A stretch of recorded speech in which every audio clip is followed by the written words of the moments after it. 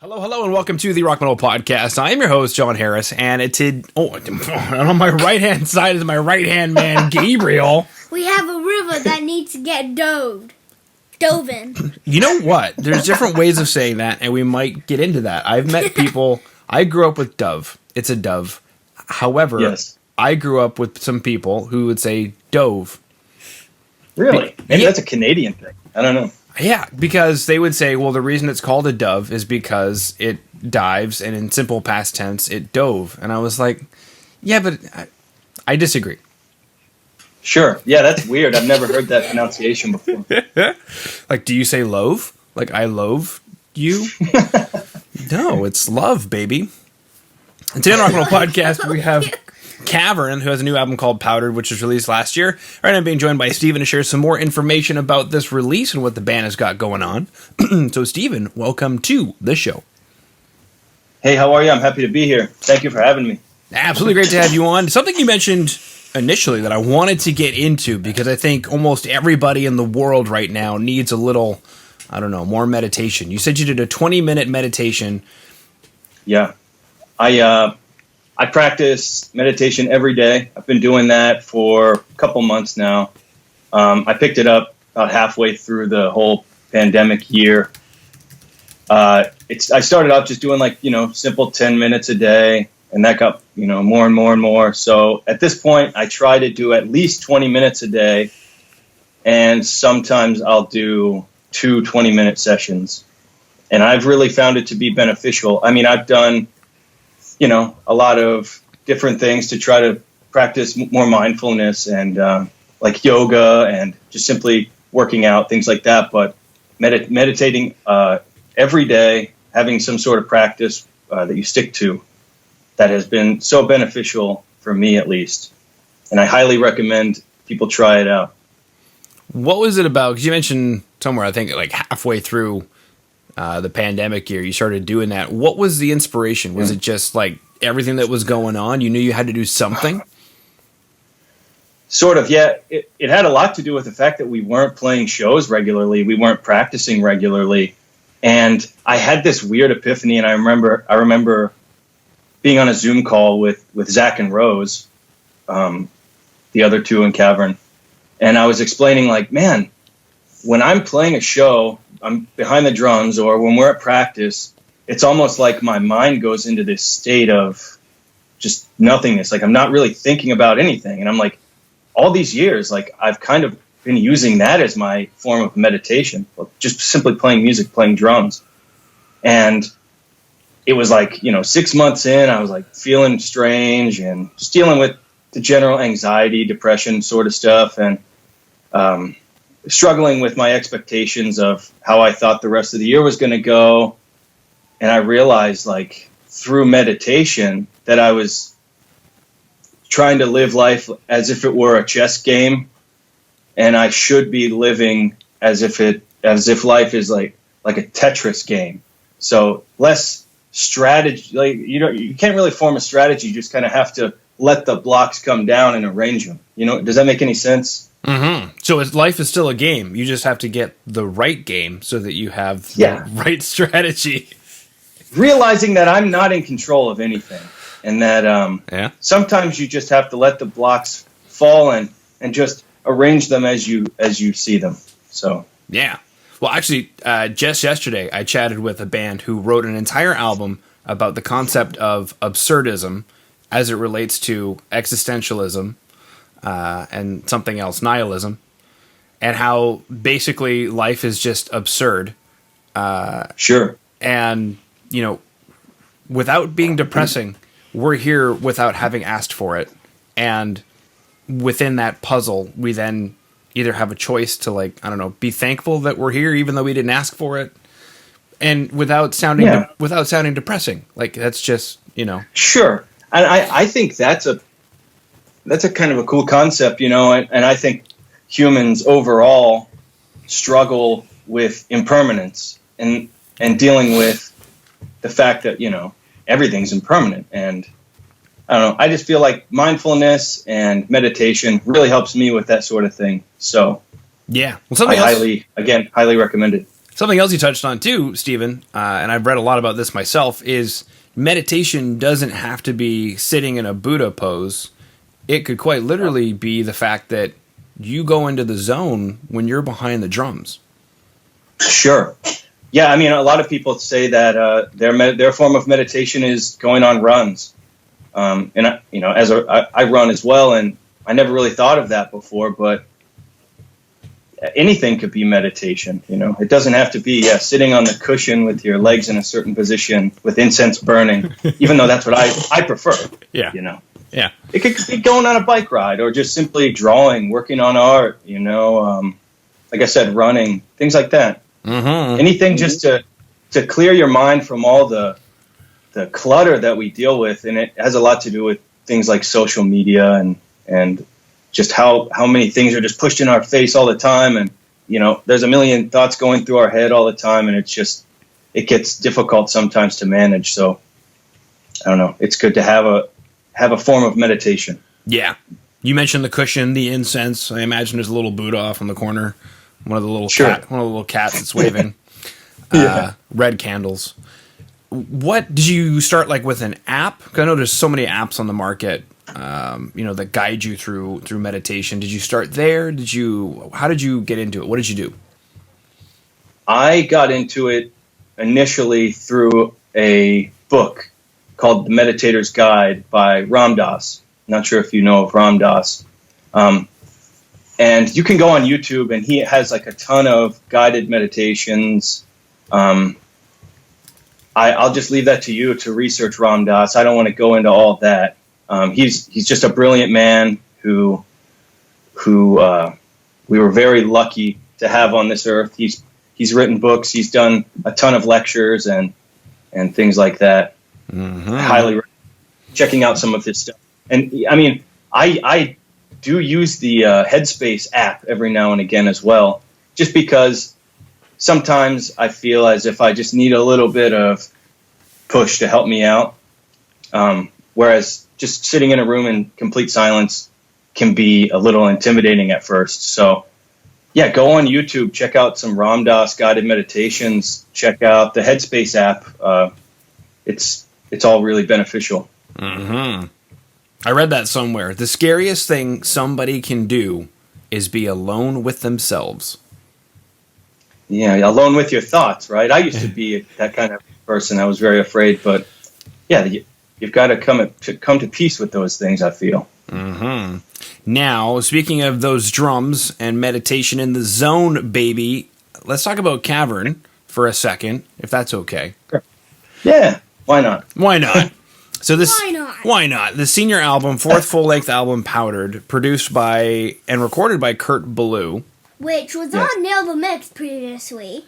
Yeah, so there's something that we subscribe to called Nail the Mix. And Kurt Ballou is a producer who was on Nail the Mix last year. And he had provided some tracks, not Cavern, but some tracks of a band that he had worked with. So that was cool. So we have witnessed his work, at least with kind of I would call them a heavier band than you guys, but still we're familiar with his work. So that's one of the things I wanted to touch on was Kurt Ballou. Take us through that. Have you guys worked with him before? Was this new? What was it like? So Zach and I were instrumental prior to Rose joining the band. I'm assuming that you're familiar with a little bit of our previous stuff, previous to Cavern, or Powdered rather. And we had reached out to him about recording Eater, which was the album before Powdered. We reached out to him about recording that, and he was interested in working with us on that. And we just kind of never got around to, we ended up recording it the same way we recorded the previous albums to that, just with our buddy Noel Mueller with Grimoire Records. And I'm imagining, I can't really remember, but I'm imagining it had something to do with the fact that the money was just outrageous at the time. We couldn't afford it, Mm-hmm. We were focusing more on touring and just trying to put records out rather than really focusing our funds towards something that big.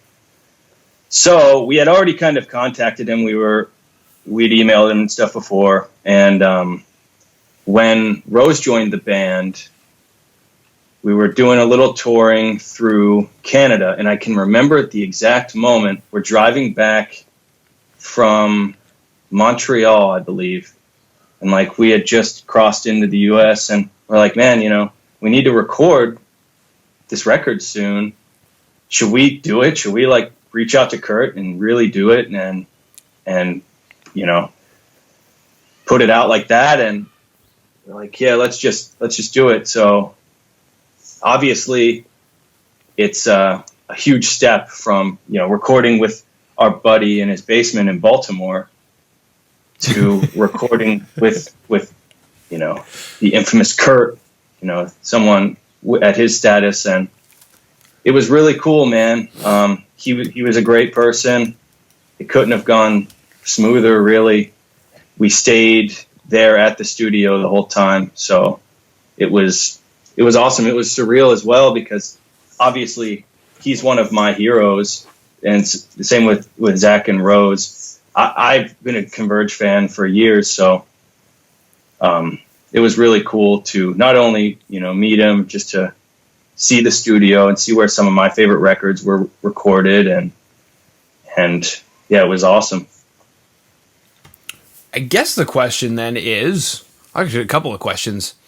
Obviously, aside from vocals, what did Rose bring to Cavern, in your opinion, that, I don't know, took you guys to the next level? Was that the intention? Yeah, we needed a change. You know, we were getting stagnant, and I love instrumental music. So does Zach, and so does Rose. We love that form of music. I love playing it. I love the abstract, you know, aspect to it. But we wanted to be a band that would be more accessible to a bigger audience. And that's something that we always kind of struggle with, being an instrumental band. And there's nothing wrong with being an instrumental band, but for us, we just figured we could appeal to a broader audience with Rose. And, you know, in our dumb minds, we're like, okay, Rose, you're in the band now, and all right, well, let's just write some songs that have vocals in it. Let's write all of the exact same way that we've written all the other stuff. Yeah. And, you know, Rose is like, yo, how do you expect vocals to fit into this? Right. We're like, yeah. So that is where we had to kind of step back, reconfigure a lot of things, and kind of take a look at our songwriting and move some things around. That's like the song River and the song Red Moon from the record are two songs where we were like, let's write a couple songs that are like built for vocals, you know? Yeah. So that's, but yeah, you know, we wanted, Zach and I remember, she was in a band previous to Cavern called Beast Friend, and they had opened for Cavern, or, you know, they had played at a local venue that we were at, and we're like, man, how cool would it be to have a vocalist like that in Cavern? And we're like, she'd probably never do it, you know? She's an amazing vocalist. And that band was like more like acoustic, kind of chill, indie kind of music. Mm-hmm. And we're like, man, that would be so rad if she were in Cavern. And it ended up happening, you know? So we're very, very lucky to have her. Yeah. Usually in instrumental music, there still is, not always, but there still is a lead instrument that would be the vocal. What was it before that you just replaced the vocal with, or was it something like a completely different process for you guys? We never really think of it that way, I guess. We just kind of, we never really think of a lead instrument, I guess. I suppose you would say guitar, right? Because guitar, that's where the melodies come from. But yeah, I mean, we just kind of do our thing. We never really think about that sort of stuff too much. Okay. Beautiful. There's a production thing, I know it's on the record, with her vocals, that they are just like, she's drowning in reverb. How did that come up? I'm curious. I'm not really sure. We kind of just let Kurt do his thing. And he would ask us, you know, how do you feel about this? How do you feel about this? We're like, dude, you're in charge of that. You know, we trust you, and we were very impressed by everything. So, okay. And a lot of the vocal specific stuff, it's like, I know Rose would probably have a far better answer for you with that, you know. I literally went, and this is not a flex by any means, but I went in the studio and recorded all my drum parts for Powdered in about 3 or 4 hours, and then I was done. So I was just kind of pacing around the studio for the rest of the week that we were there, you know. Okay. Getting in everybody's way and being annoying. It's like what I'm very good at in Cavern. I kind of imagined, and maybe it's just because of the way the record sounds, because you guys are a trio, that you guys mic'd up live off the floor and just kind of did the album in one take. Was it not done that way? No. God City is sort of a smaller studio, so it's not really built to do live records like that. And I've done records live before, and I prefer it that way. But with this one, it was drum tracks, guitar tracks, bass tracks, vocal tracks, all separately done. Okay. And this Mapex kit that we see in the videos, because there's a video for Red Moon, video for Gray, is that basically like what we see there? Is that what's on the record? No, I recorded using, and that is one thing that I regret, is that I didn't use my own drum set for this recording. Not that it doesn't sound good, but I'll tell you a bit of a story. So we get there, and Zach Weeks, who also helped out with the record, he was asking, you know, do you want to use your drum set? Do you want to use the studio kit? And I'm like, thinking about it, I'm like, I bet the studio kit sounds awesome. I bet they've got that thing dialed in perfectly, you know? So I'm like, let's do that. And Rose and Zach were honestly like, yo, I think you should use your drums. And I'm like, nah, I want to use the studio kit because I know it's going to sound killer. So it did. It sounded killer. And it was all the same sizes of my kit that I use normally. Yeah. So it's all set up, and I'm just doing some practice stuff. He's kind of dialing in the mics. Yeah. Go into the first couple songs, and he stops. And he looks at me, and he's like, look in front of you. Like, looking at, and the mic has the price tag. It says, like, $2,000 on it. And he's like, stop hitting that mic. I'm like, oh, God, okay. And so the rest of the time recording, just because it's not, like, as a drummer, it's like you get so used to everything being you're at the perfect height, at the perfect angle. And this kit wasn't set up perfectly for me, but it was set up in a way where I was comfortable enough to play it and record these songs. So I was, clipping the mics on accident every now and again. And he's like, you break that thing, that's very expensive, and you're going to buy it. I'm like, oh, God. So that just, like, sets that level of, you're already playing drums in front of one of your idols. Mm-hmm. And now it's like you've got to also, that level of anxiety is increased by the fact that, oh, man, if I hit this and break it, that's going to add a little bit more onto our bill when all's said and done. So, I really regret not using my drum set on the record, even though it sounds awesome. Mm-hmm. That's interesting. Because I went to recording school, and it's like number one rule is don't put anything that costs more than an SM57 next to a drummer.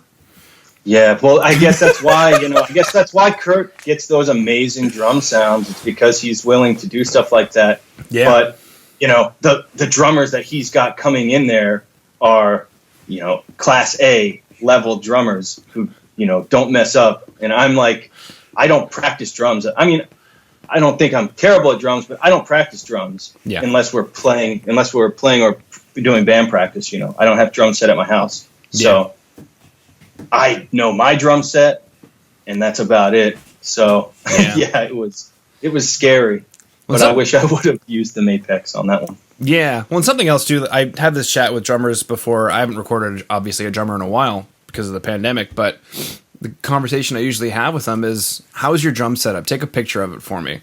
And usually it's set up so that they can play it, not so they can record it. And so I'll tell them to make some adjustments, like raising cymbals and maybe pulling things apart a little bit, to help with bleed and whatnot, and say get used to playing like that for a good week or two before coming in. Right. You know, but and I'm just again,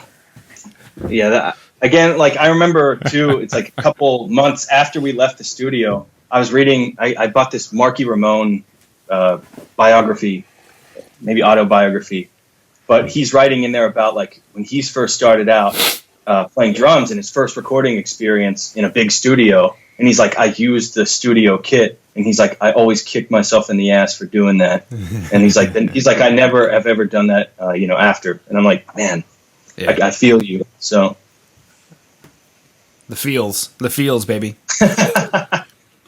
Now, Powdered. I know that Rose is coming in, Kurt was coming in. There's a lot of big new things on this record, but was there an intention in this record? Is there a theme to this record, either lyrically, musically, emotionally? No, we never really ever planned for things like that. We kind of just let it be almost like it's like every record just feels like that time period in our band. It's never really intentional.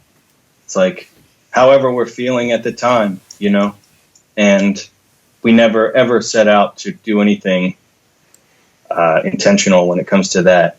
I know Rose has lyrics, and I can't really speak to what the lyrics are about too much, but I don't believe that any of the lyrics, and I wrote a few of the lyrics on Fade Before the Flood, but none of them are intentionally to invoke any sort of emotion or theme.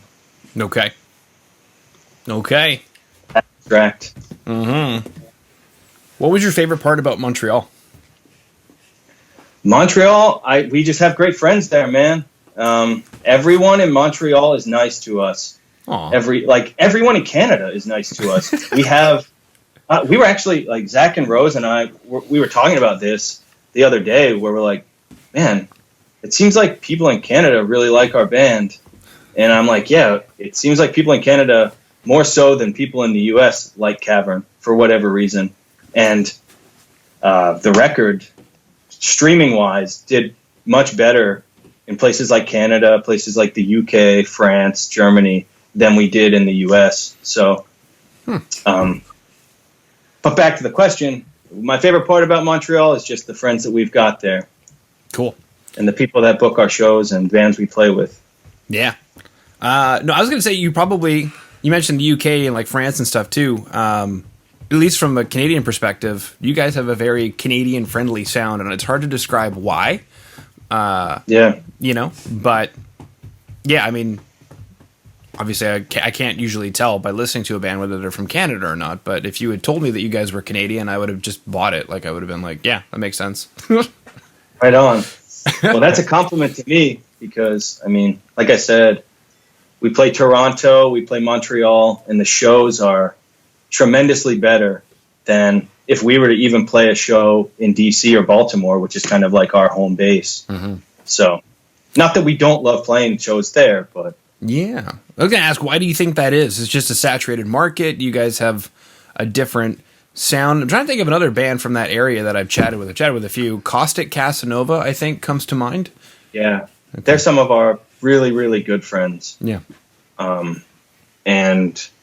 yeah, I just talked to Fran from Caustic Casanova the other day. They just did a Instagram post yesterday with like an old flyer where we played with them a long time ago, I think 2016. But I think for Cavern it's hard because we aren't super, like we're not heavy enough to be playing with black metal bands, but we do play with black metal bands. And it's like we're too heavy to be playing like an acoustic indie show.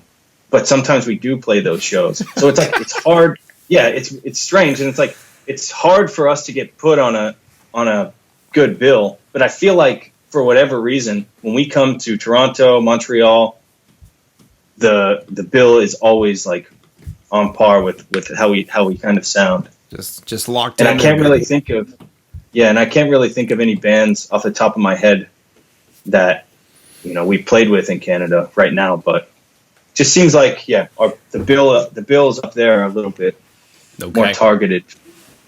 Now, Steven, initially when we started the show, you said, "John, I watched your show on YouTube. I'm worried I won't be able to talk for 30 minutes. You've talked for 30 minutes." Yeah. Here we are. And here we are. After having watched the show a couple of times to get a vibe for it, now being on it, what's that like? How does it feel? Did I do okay?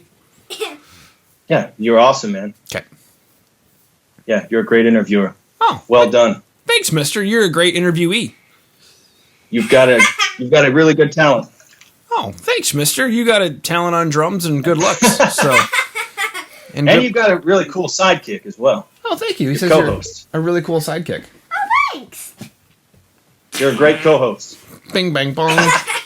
I'm training him up. He's actually editing the episodes now. He's going to edit this episode. Well, I won't be Nice. editing the audio, but I will be editing the video. Well, the video and the audio Nice. come together. You'll edit it. I just make the audio. I clean up the audio. So if there's like any snap, crackles, pops that come through from Skype, Sure.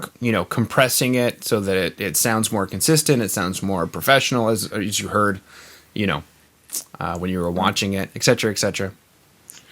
Yeah, beautiful. Okay. Sounds good. Well, Steven, that's all my questions. So unless there's anything else, anything that I missed, I just wanted to thank you for coming on to the Rock Metal Podcast. No, thank you so much for having me. It was a pleasure. Okay, go ahead and stop, please, sweetie.